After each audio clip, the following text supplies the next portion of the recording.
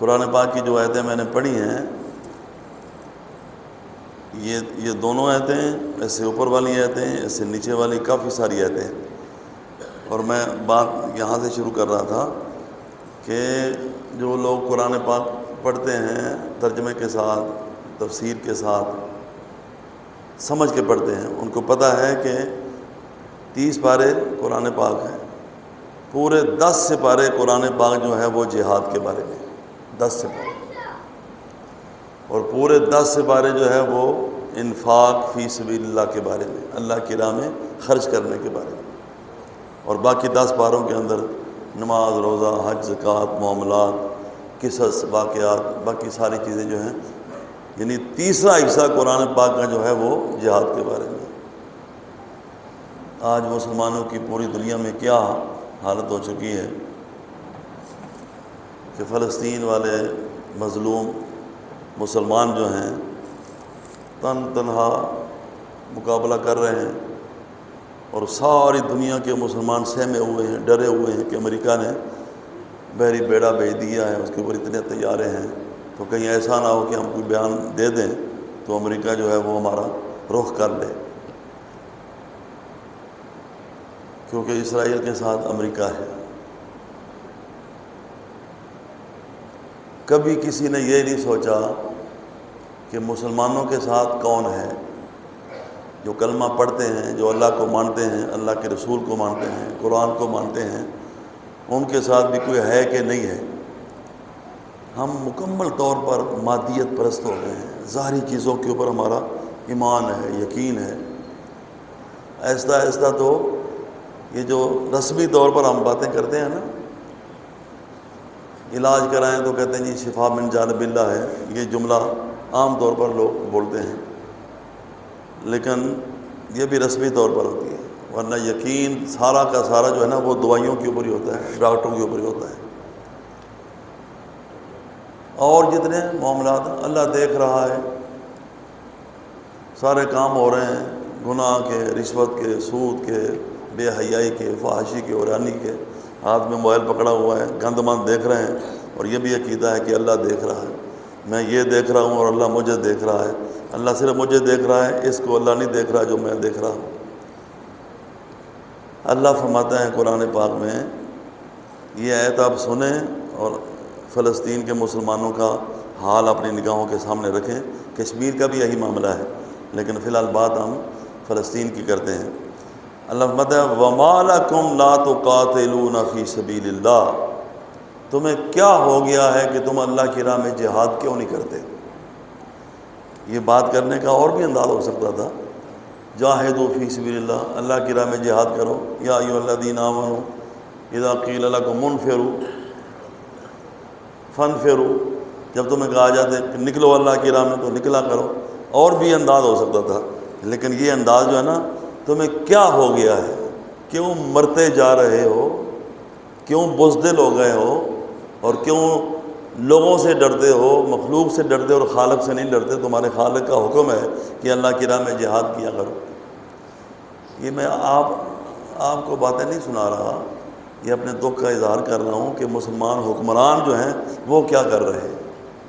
آپ کا کام تو نہیں ہے نا کہ آپ فلسطین جائیں اور وہاں جا کر آپ جنگ لڑیں، آپ تو دعا ہی کر سکتے ہیں، رو رو کے اللہ کی بارگاہ میں گڑ گڑا کے التجا کر سکتے ہیں، اللہ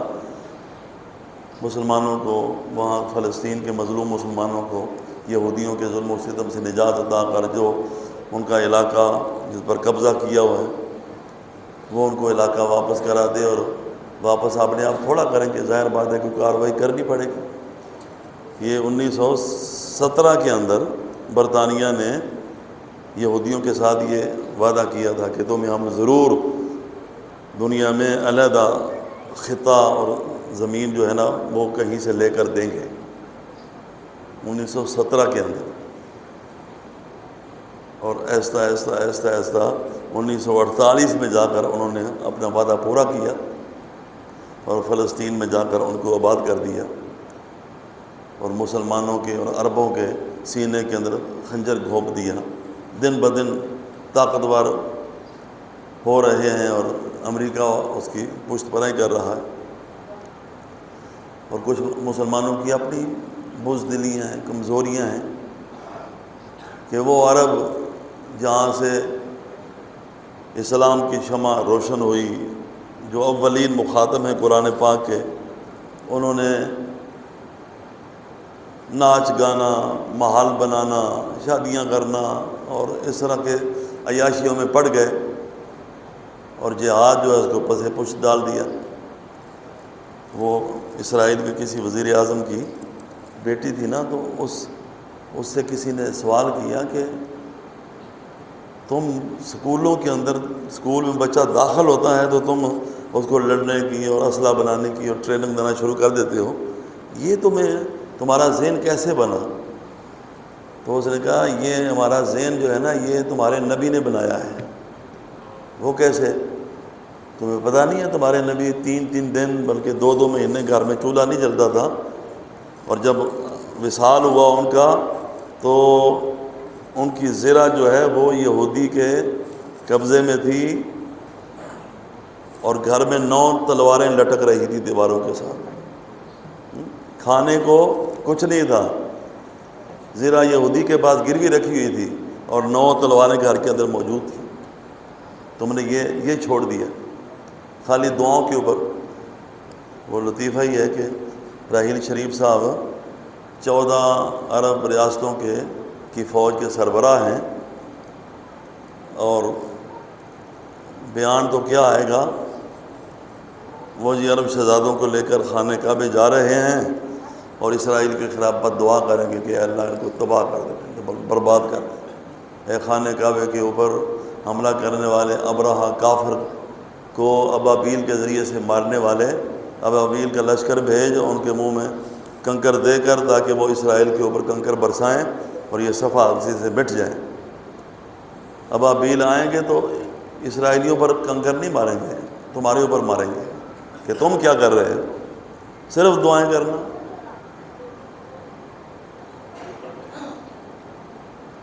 لوگ سوال کرتے ہیں نا کہ جب پاکستان بنا ہے تب سے کشمیر کا مسئلہ چلا ہوا ہے، تب سے فلسطین کا مسئلہ چلا ہوا ہے،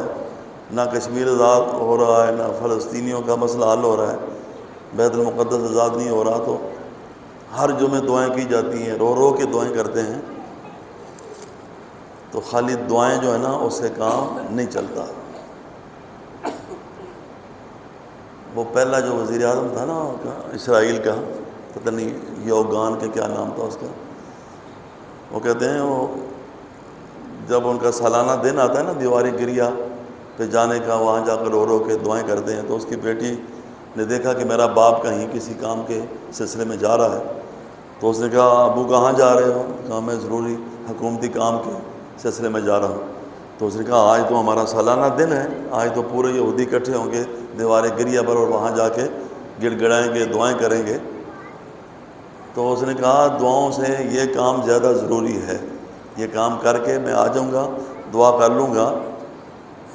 دعاؤں سے سارے مسئلے حل نہیں ہوتے۔ تمہیں پتہ نہیں ہے پوری دنیا کے مسلمان ہر سال خانہ کعبہ میں اکٹھے ہوتے ہیں اور رو رو کے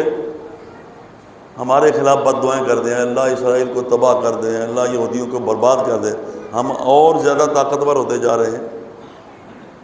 اور ساری دنیا کے مسلمان ہم سے ڈرتے ہیں۔ اگر خالی بد دعاؤں سے کام چلتا ہوتا نا، یا صرف دعاؤں سے کام چلتا ہوتا، تو ہم کب کے مٹ چکے ہوتے۔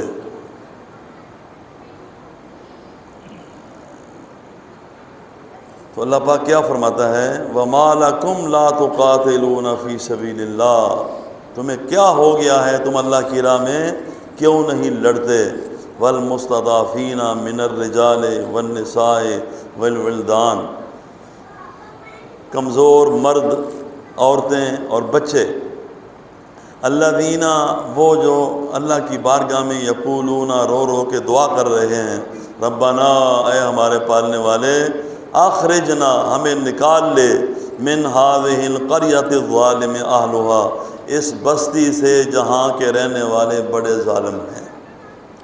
کیسے وہ فلسطینیوں کو ذبح کر رہے ہیں، چھوٹے چھوٹے بچوں کی چیخیں اور ان کا رو رو کر پوری دنیا کے مسلمانوں کو پکارنا، ان کو آر دلانا، ان کو دعوت دینا۔ کیا کہہ رہے ہیں؟ وَاجْعَل لَّنَا مِن لَّدُنْكَ وَلِيًّا، اے اللہ اپنی بارگاہ سے کوئی ہمارا حمایتی بھیج دے، وَاجْعَل لَّنَا مِن لَّدُنْكَ نَصِيرًا، اور اپنی بارگاہ سے کوئی ہمارا مددگار بھیج دے۔ اگلی آیت میں اللہ نے فرمایا الذین آمنوا یقاتلون فی سبیل اللہ، وہ جو ایمان والے ہیں وہ اللہ کی راہ میں لڑتے ہیں، والذین کفروا، اور وہ جو کافر ہیں، یقاتلون فی سبیل الطاغوت، وہ شیطان کے، بتوں کے اور طاغوت کے راستے میں لڑتے ہیں، لیکن وہ لڑنے مرنے پر تیار ہیں جو شیطان کے راستے میں لڑتے ہیں، اور تم جو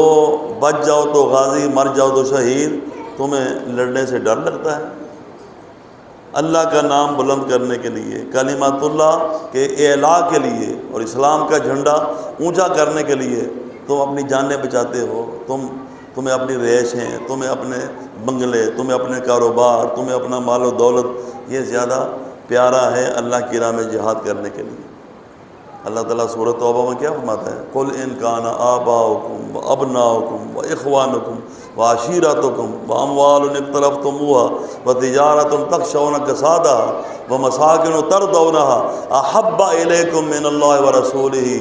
فَتَرَبَّصُوا حَتَّىٰ يَأْتِيَ اللَّهُ بِأَمْرِهِ وَاللَّهُ لَا يَهْدِي الْقَوْمَ الْفَاسِقِينَ۔ کون کون سی آیت میں آپ کو سناؤں؟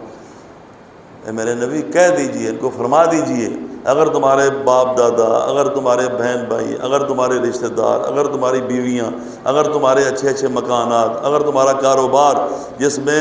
نقصان ہونے کا تمہیں دھڑکا لگا رہتا ہے، یہ ساری چیزیں اگر اللہ اور اس کے رسول اور اللہ کی راہ میں جہاد کرنے سے زیادہ پسند ہیں، فتربصوا، تو انتظار کرو، حتیٰ یاتی اللہ بامرہ، یہاں تک کہ اللہ کا حکم آ جائے اور پھر تم تہس نہس کر دیے جاؤ۔ اللہ کو ماننے کے باوجود، عبادات کے باوجود، نبی پاک نے نہیں فرمایا کہ عربوں کے لیے تباہی کا وقت قریب آ چکا ہے، اور جو سمجھدار لوگ ہیں نا وہ کہہ رہے ہیں کہ مسلمان چونکہ ساری امتوں سے افضل امت ہے، اور پھر مسلمانوں میں عرب جو ہیں ان کی فضیلتیں اللہ نے اور اللہ کے رسول نے بیان فرمائی ہیں، اور جب وہ اپنی ذمہ داری نہیں پوری کریں گے تو پھر اسرائیل جو ہیں وہ پوری دنیا کی قوموں میں سے بدترین قوم ہے، بدترین اور ذلیل ترین قوم کے ذریعے ان عربوں پر جو بہترین تھے ان پر عذاب مسلط کیا جائے گا، اور ان کے ہاتھوں ان کو ذلیل کر دیا جائے گا۔ فتربصوا، انتظار کرو، یہ اللہ فرما رہا ہے، کسی سیاستدان کا بیان نہیں ہے کہ اگر میری بات نہیں مانو گے تو انتظار کرو، حالات ایسے ہو جائیں گے، وہ تو حالات جیسے ہونے تھے ہو چکے ہیں۔ اللہ فرماتا ہے فتربصوا، انتظار کرو، حتیٰ یاتی اللہ بامرہ، یہاں تک کہ اللہ کا حکم آ جائے، اور اللہ کا حکم کیا ہے؟ عذاب کی صورت میں آئے گا۔ واللہ لا یہدی القوم الفاسقین، اللہ تعالیٰ نافرمان قوموں کو ہدایت نہیں دیتا، جن کی طبیعت ہی نافرمان بن جائے، نافرمانی جن کے ذہن و ضمیر کے اندر پیوست ہو جائے، جب وہ خود ہی فرما برداری کی طرف نہیں آنا چاہتے، اللہ کی راہ کی طرف نہیں آنا چاہتے، تو پھر اللہ تعالیٰ کوئی ان کا نعوذ باللہ محتاج نہیں ہے کہ وہ اگر اللہ کا نام نہیں لیں گے تو اللہ تعالیٰ کو کچھ فرق پڑ جائے گا، نہیں، پوری دنیا اگر نافرمان ہو جائے تو حدیث میں آتا ہے اللہ کی شان میں اتنا بھی فرق نہیں آتا جتنا کہ سوئی کو سمندر میں ڈبو کے نکال لیا جائے تو اس کے ساتھ جو پانی لگتا ہے وہ جتنا سمندر سے کم ہوتا ہے، اللہ کی شان میں اتنی کمی بھی نہیں آتی۔ یہ ساری چیزیں جو ہے نا یہ ہمارے اپنے فائدے کے لیے، اور نہیں مانیں گے تو ہمارے اپنے نقصان کے لیے۔ آج میں نے صرف آپ کو ترجمہ سنایا ہے، یہ موضوع کافی طویل ہے۔ آج ہم نے اللہ کی بارگاہ میں گڑ گڑا کے دعا کرنی ہے، ایک تو فلسطینیوں کے لیے کہ اللہ ان کو ظلم و ستم سے نجات عطا فرمائے، اور اسرائیل کی تباہی کے لیے، اور مسلمان حکمرانوں کی غیرت کے لیے کہ اللہ ان کو غیرت کے ساتھ حکومتیں کرنے کی توفیق عطا فرمائے۔ اللہ تعالی ہمارے حال پر رحم و کرم فرمائے، اور پوری دنیا کے مسلمانوں کو اپنا سکون کی زندگی گزارنے کی توفیق عطا فرمائے۔ وما علیہ